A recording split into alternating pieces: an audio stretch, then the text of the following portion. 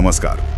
आज हम एक ऐसी कहानी की गहराई में उतर रहे हैं जहां प्राचीन भारतीय कथा और आधुनिक विज्ञान दोनों मिलते हैं। ये कहानी है भगवान कृष्ण की पौराणिक नगरी द्वारका की खोज की। हमारे पास जो स्रोत हैं वो इस मिथक और असल पुरातात्विक खोज दोनों पहलुओं पर रोशनी डालते हैं।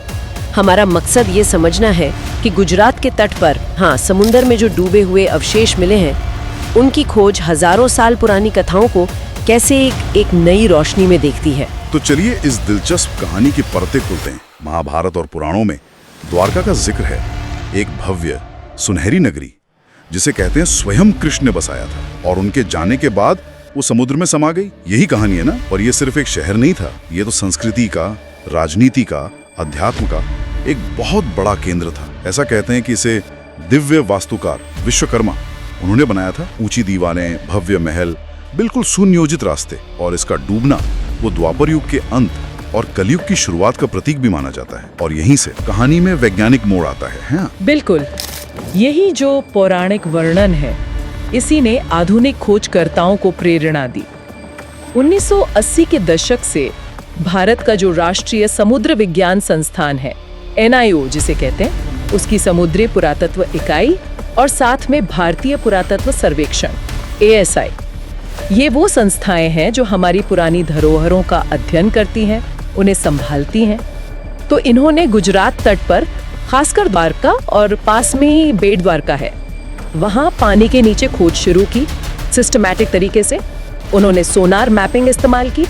ये एक तकनीक है जिसमें आवाज की तरंगों से समुद्र के नीचे का नक्शा बनाते हैं। और गोताखोरों ने भी नीचे जाकर देखा तो उन्हें समंदर की तलहटी पर कई महत्वपूर्ण चीजें मिली, जैसे पत्थर की बनी मोटी दीवारें, कुछ आयताकार इमारतें में उनके आधार मिले, खंभे, नींव। मतलब साफ लगता है कि ये इंसान के बनाए हुए स्ट्रक्चर हैं। और ये सब करीब 15 से लेकर 40 मीटर पानी के नीचे मिले हैं। 40 मीटर काफी गहरा है। काफी नीचे। और इनके साथ ही मिट्टी के बर्तनों के टुकड़े भी मिले हैं, कुछ मोहरें मिली हैं, पत्थर के भारी लंगर जो पुराने जमाने के जहाजों में इस्तेमाल होते थे, वो मिले हैं, और कुछ औजार वगैरह भी। अच्छा, तो ये कितने पुराने हैं, ये कैसे पता चला? हाँ, वही सबसे जरूरी सवाल था। तो इसके लिए कार्बन डेटिंग जैसी वैज्ञानिक विधियों का इस्तेमाल किया गया। ये वो तकनीक है जिससे पुरानी चीजों में जो कार्बन होता है ना, उसके आधार पर उनकी उम्र पता लगाई जाती है। तो उससे पता चला कि ये अवशेष लगभग 1500 ईसा पूर्व या शायद उससे भी ज्यादा पुराने हो सकते हैं। कुछ चीजें तो करीब 3000 ईसा पूर्व तक की भी हो सकती हैं। यह समय हड़प्पा सभ्यता या उसके बाद के दौर से मेल खाता है। 3000 साल ईसा पूर्व, मतलब आज से 5000 साल से भी ज्यादा पुराने मानव निर्मित अवशेष, वो भी समुद्र में 40 मीटर नीचे। ये सुनने में ही मतलब यकीन करना मुश्किल है। ये खोजें तो पुरानी कथाओं से काफी मिलती जुलती लगती है ना। एक डूबे हुए शहर की कहानी और समुद्र के नीचे मिलते शहर के अवशेष, क्या कनेक्शन है? हाँ बिल्कुल, यही समानताएं इस पूरी खोज को इतना रोमांचक बनाती हैं। लेकिन यहीं पर वैज्ञानिक बहस शुरू हो जाती है। कुछ विशेषज्ञ हैं जो मानते हैं कि इन खंडरों का जो पैमाना है, इनकी बनावट और जिस जगह ये मिले हैं, वो पौराणिक द्वारका के वर्णन से मिलता जुलता है। उनका तर्क ये है कि हजारों साल पुरानी जो मौखिक परंपराएं होती हैं, कहानियां होती हैं, वो असल ऐतिहासिक घटनाओं की यादें सहेज कर रख सकती हैं। मतलब उनमें सच्चाई का अंश हो सकता है। हाँ, ये बात तो है। कहानियां सिर्फ कहानियां नहीं होती कभी कभी। सही कहा। लेकिन एक दूसरा नजरिया भी है जो थोड़ा ज्यादा सावधानी बरतने को कहता है। इन विशेषज्ञों का कहना है कि अभी तक ऐसा कोई ठोस सबूत नहीं मिला है, जैसे कोई शिलालेख हो या कोई ऐसी खास चीज जो इन खंडरों को सीधे सीधे भगवान कृष्ण या महाभारत में बताई गई द्वारका से जोड़ सके। अच्छा, मतलब कोई डायरेक्ट लिंक नहीं मिला अभी? हाँ, सीधे तौर पे जोड़ने वाला सबूत नहीं है। तो सवाल ये उठता है कि क्या ये किसी और प्राचीन बंदरगाह या बस्ती के अवशेष हो सकते हैं? कोई ऐसी बस्ती जो शायद हम भूल चुके हैं और जो समुद्र का जलस्तर बढ़ने से या फिर किसी भूगर्भीय हलचल की वजह से डूब गई हो। भूवैज्ञानिक अध्ययन ये बताते भी हैं कि इस इलाके में टेक्टोनिक गतिविधि होती रही है, मतलब धरती की परतें हिली हैं और समय के साथ समुद्र का लेवल भी बढ़ा है। तो ये दोनों ही वजह हो सकती हैं तटों के डूबने की। तो मतलब अभी पक्के तौर पर कुछ कह नहीं सकते, फैसला होना बाकी है। लेकिन पुरातात्विक पुष्टि हो या ना हो, इस विचार ने ही कि पौराणिक द्वारका शायद सचमुच थी, इसने लाखों लोगों की आस्था और कल्पना को छुआ है। आज भी जो आधुनिक द्वारका है वो एक बड़ा तीर्थ स्थल है, वहां द्वारकाधीश मंदिर है, आस्था का बहुत बड़ा केंद्र है।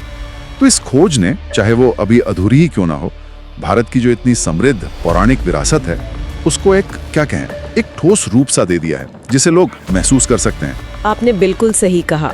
द्वारिका की ये जो खोज है, ये आस्था, इतिहास और विज्ञान, इनके एक अनोखे संगम बिंदु पर खड़ी है।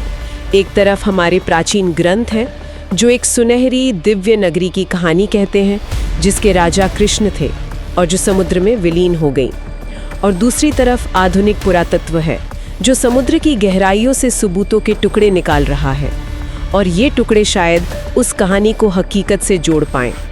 आखिर में बात यह है कि चाहे गुजरात के तट पर मिले ये अवशेष कृष्ण की द्वारका हो या किसी और प्राचीन सभ्यता के, उन्होंने भारत के जलमग्न अतीत को, मतलब जो हिस्सा पानी में डूब गया है, उसे समझने और खोजने के बिल्कुल नए रास्ते खोल दिए हैं। और ये हमें सोचने पर मजबूर करता है कि दुनिया भर में जो इतनी सारी प्राचीन कथाएं और मिथक फैले हुए हैं, उनमें इतिहास की और कितनी सच्चाइयां छुपी हो सकती हैं। ऐसी कितनी ही कहानियां होंगी जो बस खोजे जाने का इंतजार कर रही हैं। तो हमने देखा कि कैसे एक छोटा सा टाइटल और फ्रेज अनुभव कैसे करें, सदस्यता, पसंद और टिप्पणी करें, हमें ऑनलाइन दुनिया में जुड़ाव, अनुभव का मतलब क्या है और डिजिटल बातचीत की जो पढ़ते हैं उनके बारे में सोचने पर मजबूर कर सकता है। ये दिखाता है कि कभी-कभी सबसे आम चीज़ों में भी कितने गहरे सवाल छुपे हो सकते हैं। हाँ, सारी यही निकलता है कि ये ऑनलाइन क्रियाएं जो हमें बहुत मामूली लगती हैं, असल में काफ़ी मायने रखती हैं।